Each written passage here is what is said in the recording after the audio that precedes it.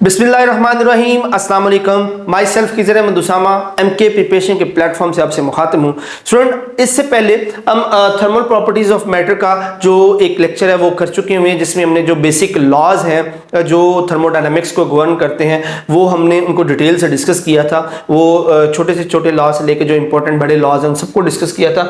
आज के सेशन में हम कुछ जो प्रोसेसेस हैं जो रिलेटेड होते हैं थर्मोडायनामिक्स से उनको डिस्कस करेंगे। जैसे हमारे पास जो थर्मल प्रोसेसेस की जो टाइप्स हैं, reversible, irreversible, adiabatic, isothermal, isobaric, isochoric, ये सारे प्रोसेसेस को पढ़ेंगे। उसके बाद एंथैल्पी, एंट्रोपी और एंट्रोपी का जो टेम्परेचर से जो TS डायग्राम बनती है उसको डिस्कस करेंगे। उसके बाद जो लॉज ऑफ थर्मोडायनेमिक्स हैं, जैसे जीरोथ लॉ है, फर्स्ट, सेकंड और थर्ड लॉ ऑफ थर्मोडायनेमिक्स है, उनको डिस्कस करेंगे। और फिर work done by the gas and heat transfer जो प्रोसेसेस हैं, जिसके अंदर थर्मल कंडक्शन है, Fourier's law, thermometric conductivity, Wiedemann Franz law, convection और रेडिएशन है। और लास्ट में हम हीट इंजन, कार्नट साइकिल और हीट पंप और रेफ्रिजरेटर्स के बारे में पढ़ेंगे। तो स्टार्ट करते हैं आज के सेशन को। सबसे पहले हम डिस्कस करते हैं रिवर्सिबल और इरिवर्सिबल प्रोसेसेस को।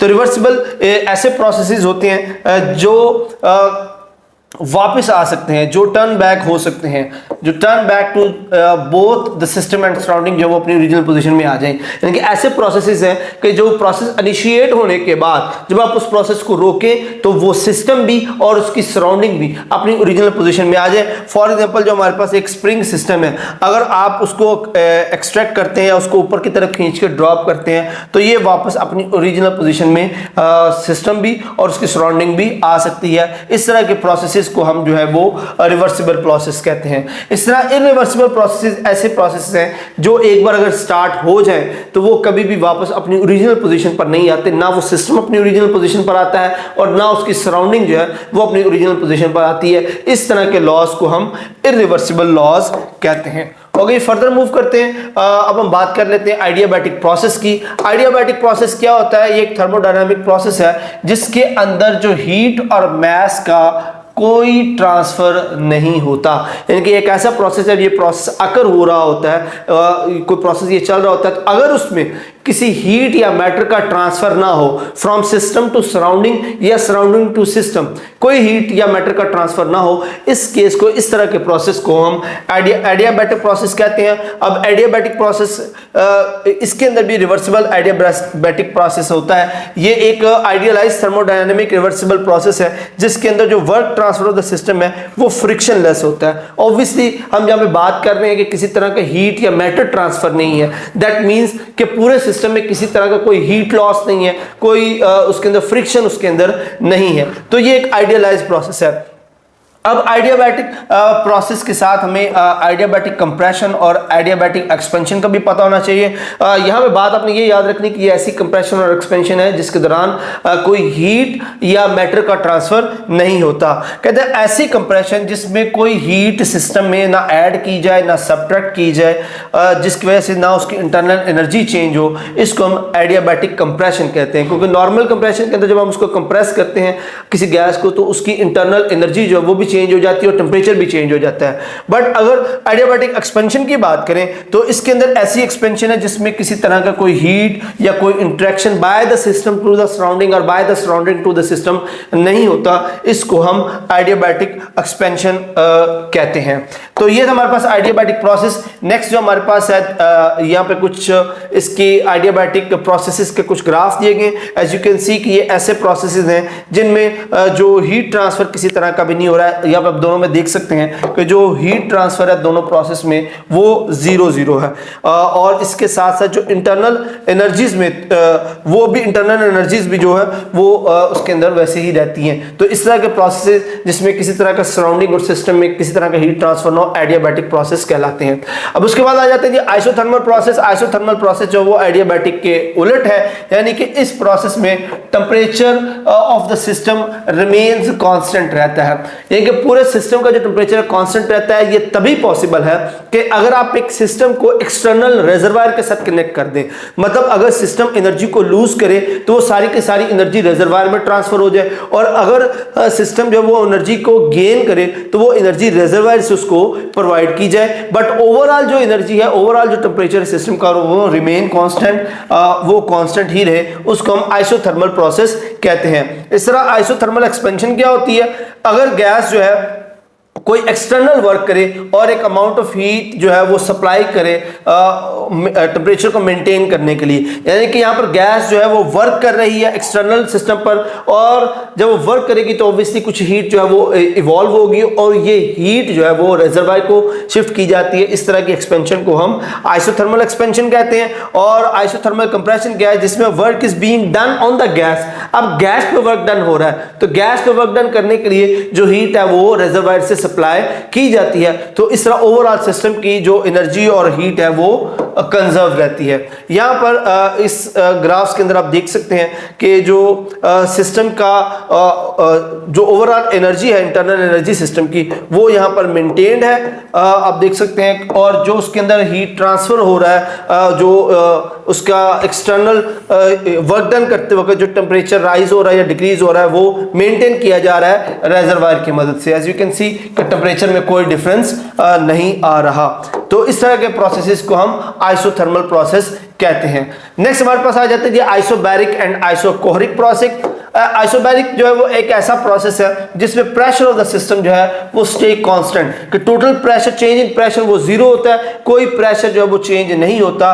तो जो heat transfer of the system है वही वर्क करती है, बट जब हीट ट्रांसफर होती है तो सिस्टम की इंटरनल एनर्जी भी चेंज हो जाती है, बट ओवरऑल जो प्रेशर है वो कांस्टेंट रहता है। इस तरह जो आइसोकोहरिक प्रोसेस है, इसके अंदर जो वॉल्यूम है, volume of the enclose system वो कांस्टेंट रहता है। मैंने प्रेशर कांस्टेंट रखा था, लेकिन इस सिस्टम के अंदर जो वॉल्यूम है आइसोकोहरिक प्रोसेस में, उसके अंदर जो वॉल्यूम है वो कांस्टेंट रहता है, और जो सिस्टम की कूलिंग या हीटिंग इफेक्ट है वो उसके इंटरनल जो एनर्जी है उसमें चेंज में कंज्यूम हो जाती है।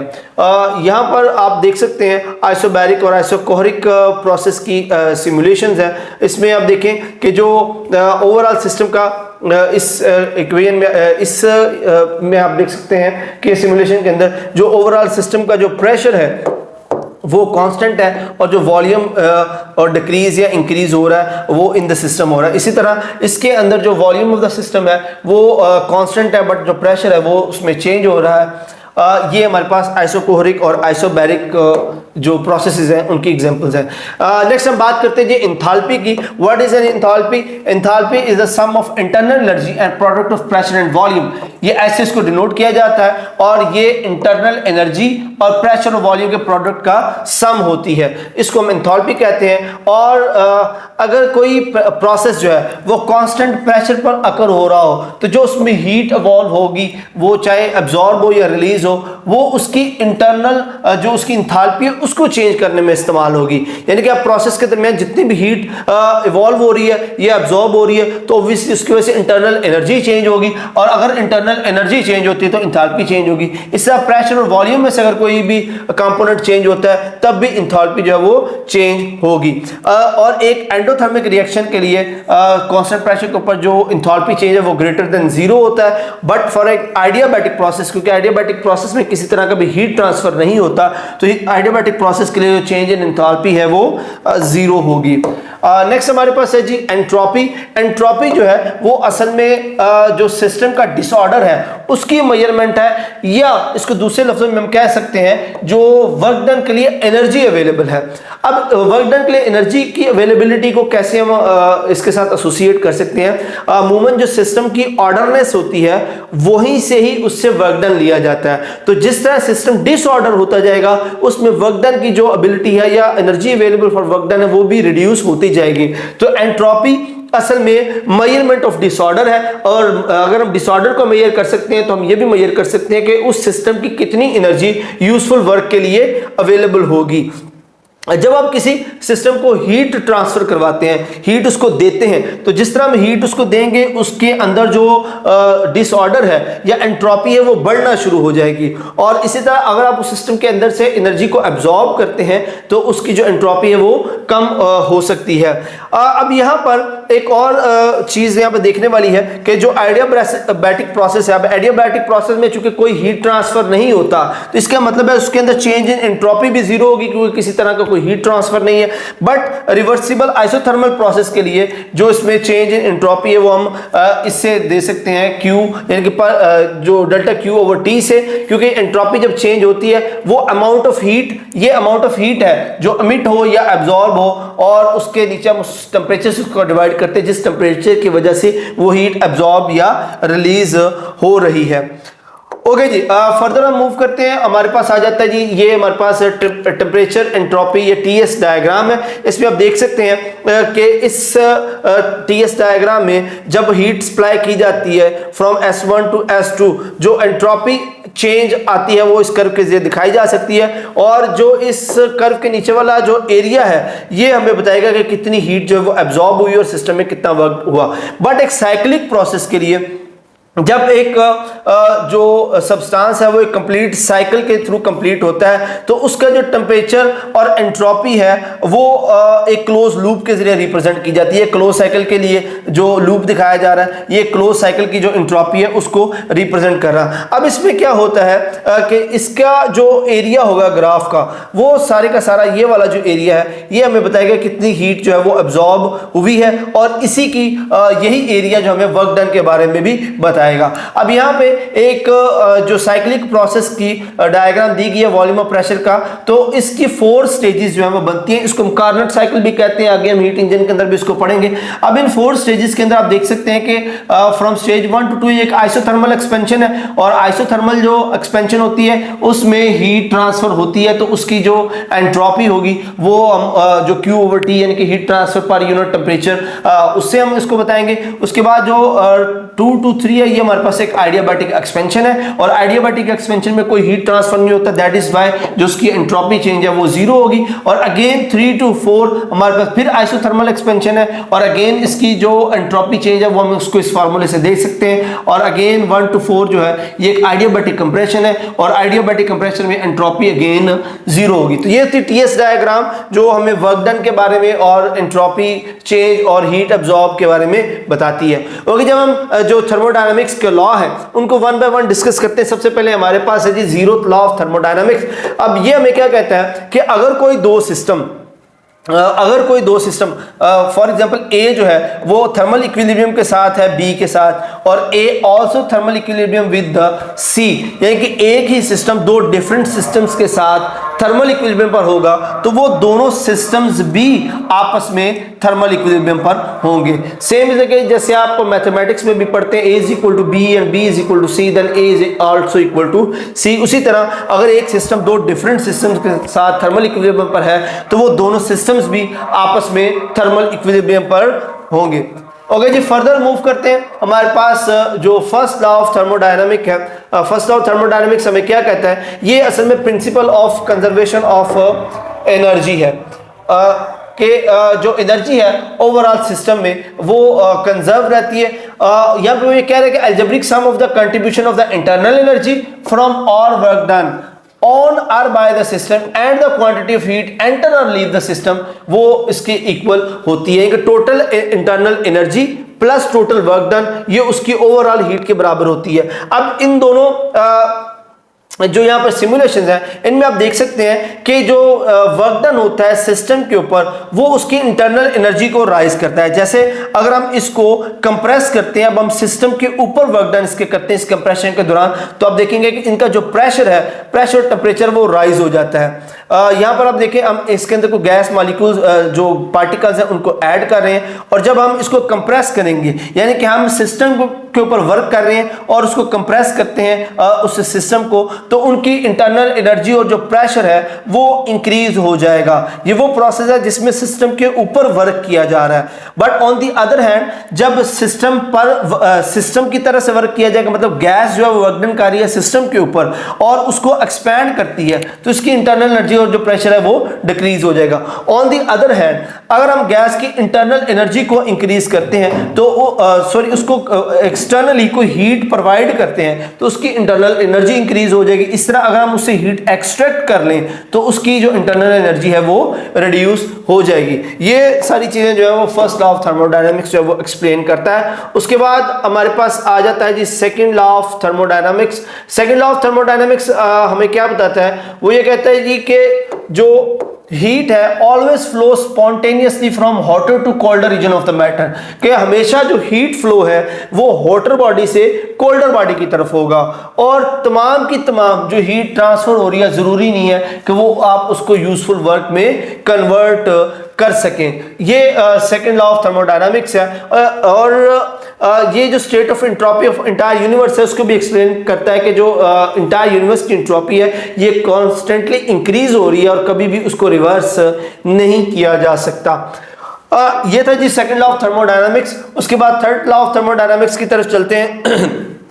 अब इस लॉ के अकॉर्डिंग जो एंट्रोपी है वो किसी क्रिस्टलाइन सब्सटेंस की वो जीरो हो जाएगी अगर उसके टेम्परेचर को एब्सोल्यूट जीरो पर ले जाया जाए। कि अगर आप किसी सब्सटेंस के टेम्परेचर को एब्सोल्यूट जीरो पर ले जाएं तो उसकी जो टोटल एंट्रोपी है वो जीरो हो जाएगी, यानी कि उसकी डिसऑर्डरनेस जो है वो कंप्लीट खत्म हो जाएगी। तमाम पार्टिकल जो रेस्ट में आकर एक ऑर्डर में आ जाएंगे, यानी कि एंट्रोपी जो है वो जीरो हो जाएगी। बट प्रैक्टिकली ये पॉसिबल नहीं है। जो यूनिवर्स के अंदर सबसे कोल्डेस्ट प्लेस है दैट इज बूमरैंग नेबुला जो कि सेंटोरियस कॉन्स्टेलेशन में पाया जाता है, जिसका टेम्परेचर जो है वो ऑलमोस्ट 1 केल्विन के इक्वल है।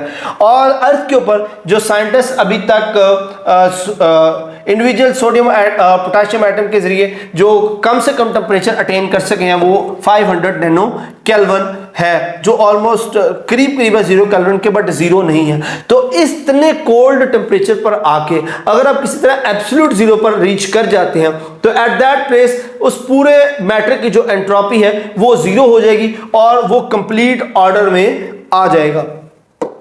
ओके जी, नेक्स्ट हम बात कर लेते हैं जी work done by the expansion of gas. आप कंसीडर करें कि आपके पास एक सिलेंडर है, उस सिलेंडर के ऊपर एक फ्रिक्शनलेस जो पिस्टन है वो अटैच किया गया है और अगर आप इस गैस के अंदर उसका प्रेशर इंक्रीज करते हैं तो बाय इंक्रीजिंग द प्रेशर ये पिस्टन जो है वो इस तरफ मूव करेगा और डेल्टा एक्स डिस्टेंस कवर करेगा। तो ये जो एक्सपेंशन की वजह से जो पिस्टन ने मूव किया है इसको हम work done by the gas कहते हैं और इसको हम इस इक्वेशन के जरिए लिख सकते हैं, क्योंकि जो हमारे पास वर्क डन है वो एफ डॉट डी होता है, जो फोर्स प्रोवाइड की गई है वो प्रेशर की मदद से की गई है, जो डिस्टेंस कवर किया गया that is a delta x, इसको पी डेल्टा वी भी लिख सकते हैं। और इसको अगर हम सम अप करें तो हमारे पास इंटीग्रेशन v1 टू v2 आ जाएगी और इस तरीके से ये वो वर्क डन होगा जो गैस की एक्सपेंशन से किसी सिस्टम पर किया जा सकता है। और यहां से इसका एक ग्राफ भी प्लॉट किया जा सकता है और ये जो ग्राफ के अंडर जो एरिया है ये एरिया बताएगा कि कितना वर्क डन हुआ है। ओके जी, नेक्स्ट हम देखते हैं उन प्रोसेसेस को जिसके थ्रू जो हीट है वो ट्रांसफर की जा सकती है। 3 तरीके जिनसे हीट ट्रांसफर की जा सकती है, that is conduction, convection and radiation. जो कंडक्शन है ये सिर्फ सॉलिड्स में होती है, कन्वेक्शन जो है वो लिक्विड और गैस दोनों में हो सकती है, जबकि जो रेडिएशन है वो उसके लिए उसको किसी भी तरह का कोई मीडियम रिक्वायर्ड नहीं होता, ये विदाउट मीडियम जो है वो ट्रांसफर हो सकती है। ओके जी, सबसे पहले बात करते हैं कंडक्शन की। अब इस कंडक्शन में क्या होता है, अगर एक हॉटर ऑब्जेक्ट को किसी कोल्डर ऑब्जेक्ट के साथ थर्मल कांटेक्ट किया जाए तो होगा क्या कि हॉटर बॉडी के अंदर due to the increase in temperature उनकी वाइब्रेशन जो है वो इंक्रीज हो चुकी होती है और वो वाइब्रेशन की वजह से अगले अपने नेक्स्ट एटम को अपनी एनर्जी को ट्रांसफर करता है, वो उससे आगे। तो इस तरह विदाउट ट्रांसफर ऑफ मैटर या without motion of the molecule और पार्टिकल हीट जो है वो कोल्डर पार्ट से हॉटर पार्ट से कोल्डर पार्ट में आ जाती है, अनलेस के जो थर्मल इक्विलिब्रियम है वो अटेन ना हो जाए, इन दोनों पार्ट्स का जो टेम्परेचर है वो बराबर ना हो जाए। इस प्रोसेस को हम कंडक्शन कहते हैं, जिसमें आप एक हॉटर बॉडी को एक कोल्डर बॉडी के साथ थर्मली कांटेक्ट करते हैं और तो कोल्डर बॉडी की मॉलिक्यूल्स की वाइब्रेशन की वजह से जो हीट है वो कोल्डर बॉडी को ट्रांसफर होती है और ये तब तक ट्रांसफर होती रहती है जब तक कि दोनों बॉडीज जो हैं वो इक्वल टेम्परेचर पर या थर्मल इक्विलिब्रियम पर ना आ जाए। तो ये जो है रेट ऑफ जो ट्रांसफर ऑफ हीट है आप उसको जो है इस फॉर्मूला से जो वो ड्राइव कर सकते हैं, driving force over the resistance. What is the driving force? Driving force is the temperature drop across the solid surface, the greater the temperature drop the greater will be the heat. और ये जो driving force है ये इन दोनों के दरमियान temperature difference है, यानी कि जितना ज्यादा टेम्परेचर डिफरेंस होगा उतनी तेजी से जो है वो हीट ट्रांसफर होगी। और इसके साथ साथ ये जो फ्लो रेट है ये डिपेंड करता है नेचर ऑफ मटेरियल के ऊपर भी, कि मटेरियल कौन सा, उसकी कंडक्टिविटी, थर्मल कंडक्टिविटी कितनी ज्यादा है। एक थर्मल कंडक्टिव मटेरियल जो वो ज्यादा तेजी के साथ हीट ट्रांसफर करेगा एज कंपेयर टू एक ऐसा मटेरियल जो थर्मली इतना अच्छा कंडक्टर नहीं है। उसके बाद हमारे पास फोरियर्स लॉ आ जाता है। फोरियर लॉ इस रेजिस्टेंस को एक्सप्लेन करता है, उस सब्सटेंस के रेजिस्टेंस को। वो क्या एक्सप्लेन करता है कि ये जो रेजिस्टेंस है ये thickness of the surface divided by proportionality constant multiply by area of surface, यानी कि ये जो रेजिस्टेंस है जो इस रेट को कम कर सकती है आप उसको इस फार्मूला की मदद से निकाल सकते हैं। तो इस तरह कंडक्शन में without transfer of molecules, without transfer of matter, without movement of the matter जो हीट है वो एक गर्म जगह से ठंडी जगह पर पहुंचती है। उसके बाद हम बात करते हैं थर्मल कंडक्टिविटी की। थर्मल कंडक्टिविटी असल में किसी मटेरियल की वो एबिलिटी है जो एक्सप्लेन करती है कि वो मटेरियल जो है वो कितनी हीट को ट्रांसफर कर सकता है। इसको थर्मल कंडक्टिविटी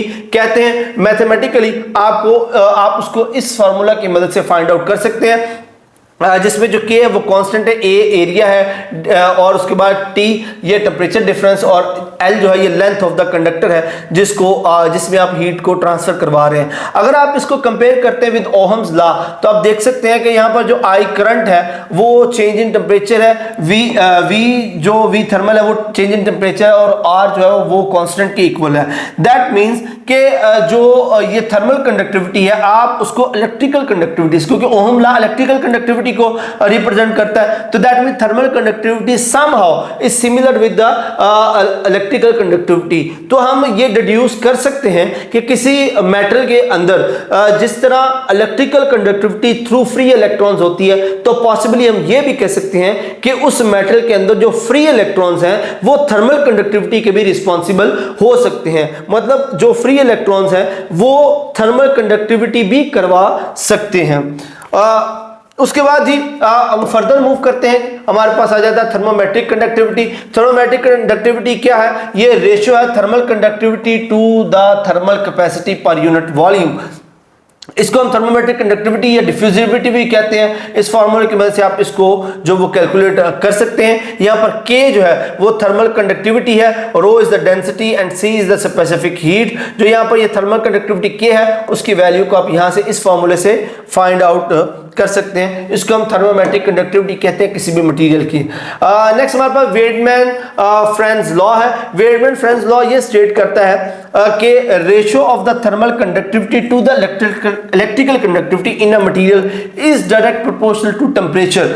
कि आप जो थर्मल कंडक्टिविटी और इलेक्ट्रिकल कंडक्टिविटी है दोनों के रेशियो यानी कि दोनों जो है वो टेम्परेचर पर डिपेंडेंट होते हैं, यानी कि दोनों कंडक्टिविटीज जो है चाहे वो थर्मल हो या इलेक्ट्रिकल हो दोनों टेम्परेचर पर डिपेंड करती हैं। With the change in the temperature electrical conductivity भी चेंज होती है और थर्मल कंडक्टिविटी भी चेंज होती है। प्रोपोर्शनैलिटी साइन को खत्म करें तो यहाँ पर हमारे पास एक L कांस्टेंट आ जाता है। इस L को लॉरेंस नंबर कहते हैं जिसकी वैल्यू यहाँ पर गिवन है। जो सो वेडमैन फ्रेंज लॉ हमें ये एक्सप्लेन करता है कि थर्मल कंडक्टिविटी और इलेक्ट्रिकल कंडक्टिविटी के पीछे हम ये एक्सप्लेन कर चुके हुए हैं कि थर्मल कंडक्टिविटी भी फ्री इलेक्ट्रॉन पर डिपेंड हो सकती है और इलेक्ट्रिकल कंडक्टिविटी भी फ्री इलेक्ट्रॉन्स पर डिपेंड हो सकती है। तो अगर फ्री इलेक्ट्रॉन्स टेम्परेचर से अफेक्ट होते हैं तो दैट मीन थर्मल और इलेक्ट्रिकल दोनों कंडक्टिविटीज भी टेम्परेचर से अफेक्ट होंगे। ओके जी, नेक्स्ट हमारे पास आ जाता है जी जो सेकंड मेथड है हीट ट्रांसफर का, दैट इज कन्वेक्शन। कन्वेक्शन में क्या होता है, जो मॉलिक्यूल जो है वो एक जगह से दूसरी जगह एक करंट सेटअप करते हुए मूव करते हैं। अगर आप इसको देखना चाहते हैं, आप पानी के अंदर कोई स्याही का ड्रॉप डाल के आप उसको गर्म करके देखें तो आप देखेंगे कि जिस तरह जहाँ पर आप उसको हीट प्रोवाइड करेंगे वहाँ के मॉलिक्यूल्स हीट को अटेन करके ऊपर की तरफ मूव कर जाएंगे, क्योंकि गर्म होने पर इनके दरमियान एक्सपेंशन आती है। उसकी जो उसकी हमारे पास डेंसिटी है वो कम हो जाती है, और कम डेंसिटी वाले जो है वो ऊपर की तरफ फ्लो करते हैं, उसकी जगह लेने के लिए करीब से जो ठंडे पार्टिकल्स वो आएंगे और इस तरह इनके दरमियान करंट सेटअप हो जाते हैं, जो वाटर करंट सेटअप हो जाते हैं। इसी तरह किसी कमरे के अंदर एयर करंट सेटअप हो जाती हैं, जैसे आप देख सकते हैं कि इस हीटर से जो पार्टिकल्स हैं हवा के वो गर्म होकर ऊपर उठ रहे हैं, ऊपर की तरफ जा रहे हैं, उनकी जगह लेने के लिए करीब से ठंडे पार्टिकल्स आ रहे हैं उसके पास। इसी तरह जो एयर कंडीशनिंग है वो गर्म पार्टिकल्स को ठंडा करके नीचे की तरफ ड्रॉप करता है, तो इस तरह करंट एयर करंट्स बन जाती हैं, जिसकी वजह से जो हीट है वो एक जगह से दूसरी जगह ट्रांसफर हो जाती है।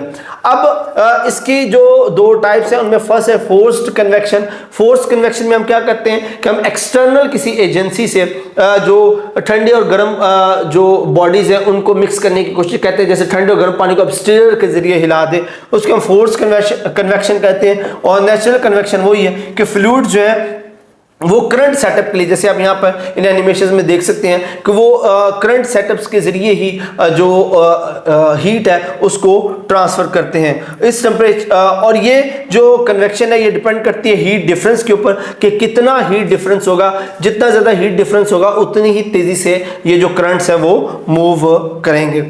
ओके जी, फर्दर मूव करते हैं जी। हमारे पास जो तीसरा मेथड है हीट ट्रांसफर का, दैट इज रेडिएशन। अब रेडिएशन वो प्रोसेस है जिसमें किसी मीडियम की जरूरत नहीं होती। अगर आप किसी रात कैंप फायर के दौरान अगर आप आग के करीब बैठे हो तो आप थोड़ी देर बाद उस आग की जो हिद्दत है उसको महसूस करते हैं। उसकी वजह ना तो कंडक्शन है ना ही कन्वेक्शन है, क्योंकि आप आग के साथ थर्मल कॉन्टैक्ट में नहीं है तो कंडक्शन तो हो नहीं सकती, और इस तरह कन्वेक्शन में भी हीट गर्म होकर ऊपर की तरफ उठती है, सामने नहीं आती।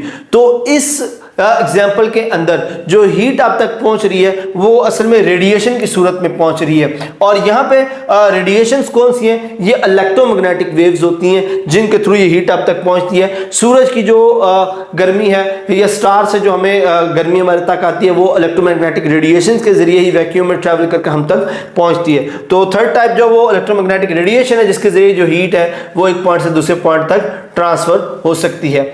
अब रेडिएशन के अंदर जो सन से हमारे पास रेडिएशन आती है, अब उनमें से आप देखें 22% जो वो क्लाउड्स में से रिफ्लेक्ट हो जाता है, कुछ हिस्सा जो एटमॉस्फेयर में एब्जॉर्ब हो जाता है, कुछ हिस्सा ज़मीन में आके एब्जॉर्ब होता है, कुछ ज़मीन से रिफ्लेक्ट होता है। तो इस तरह ये सोलर रेडिएशन जो है वो डिफरेंट तरीक़ों से रिफ्लेक्ट और एब्जॉर्ब हो रही होती हैं।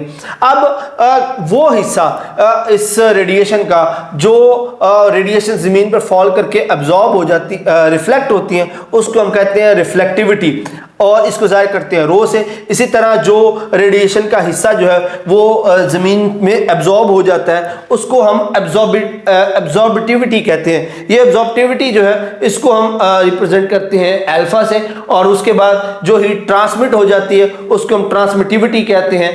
और इन तीनों का सम रिफ्लेक्टिविटी, एब्जॉर्बिटिविटी और ट्रांसमिटिविटी, इनका sum must be equal to unity, इसके इक्वल होना चाहिए जो टोटल रेडिएशन को एक्सप्लेन करते हैं।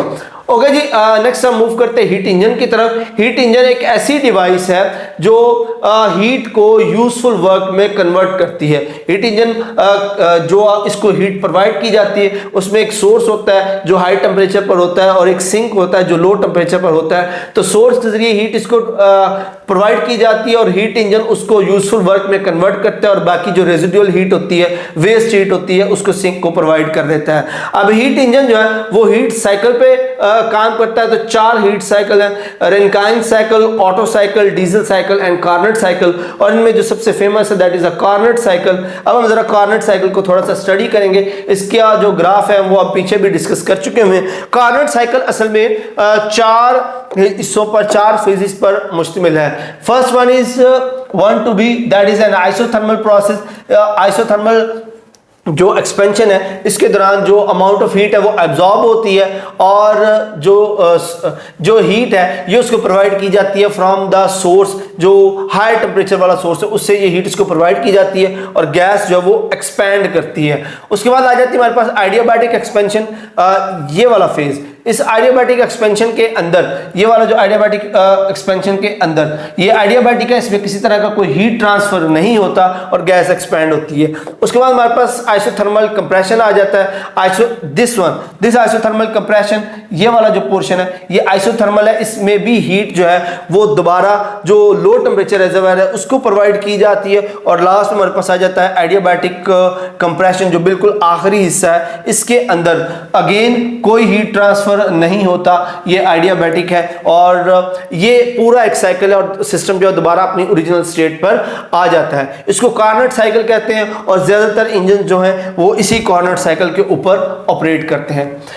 नेक्स्ट इन इंजन की हम एफिशिएंसी जो है उसको कैलकुलेट कर सकते हैं। एफिशिएंसी क्या होती है कि कोई भी इंजन कितना वर्क डन कर रहा है, जो हीट वो अपने अंदर ले रहा है, मतलब कितनी इनपुट के अगेंस्ट वो कितना आउटपुट प्रोवाइड करेगा, कितनी हीट उसको दी जा रही है जिसके अगेंस्ट वो कितनी हीट जो है वो प्रोवाइड कर रहा है, इसको हम एफिशिएंसी कहते हैं। और इसकी परसेंटेज को कैलकुलेट करने के लिए आप इसको 100 से मल्टीप्लाई भी कर सकते हैं, जो परसेंटेज एफिशिएंसी जो है वो प्रोवाइड करती है। अब इसी को अगर हम रिवर्स कर लें, हीट इंजन के प्रोसेस को हम रिवर्स कर लें तो हमारे पास हीट रेफ्रिजरेटर्स आ जाते हैं। अब हीट इंजन, इनकी जो वर्किंग है वो हीट इंजन के बिल्कुल उलट है। अब इसमें क्या होता है, आप इसमें जो टेम्परेचर है वो लोअर जो सोर्स है, लोअर सोर्स से इसको इनपुट मिलती है और ये हायर सोर्स को प्रोवाइड करते हैं और इस दौरान ये वर्क डन सिस्टम के ऊपर किया जाता है। यहां से सिस्टम वर्क, इंजन जो है वर्क डन प्रोवाइड करता है, जबकि रेफ्रिजरेशन में वर्क डन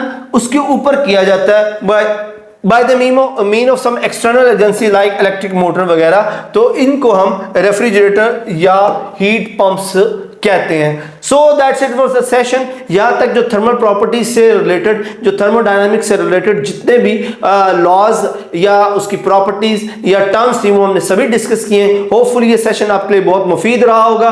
किसी भी तरह के सवाल के लिए आप जो कमेंट सेक्शन में क्वेश्चन पूछ सकते हैं। हमारे लाइव सेशंस को, हमारे पेड ग्रुप्स को ज्वाइन करने के लिए आप स्क्रीन पे दिए गए नंबर्स पे कांटेक्ट करके आप खुद को रजिस्टर करवा सकते हैं, ताकि आपको तमाम जो हमारी इंफॉर्मेटिव वीडियोस है वो मिलती रहे। नेक्स्ट सेशन तक के लिए अपना बहुत सारा ख्याल रखिएगा। अल्लाह हाफिज।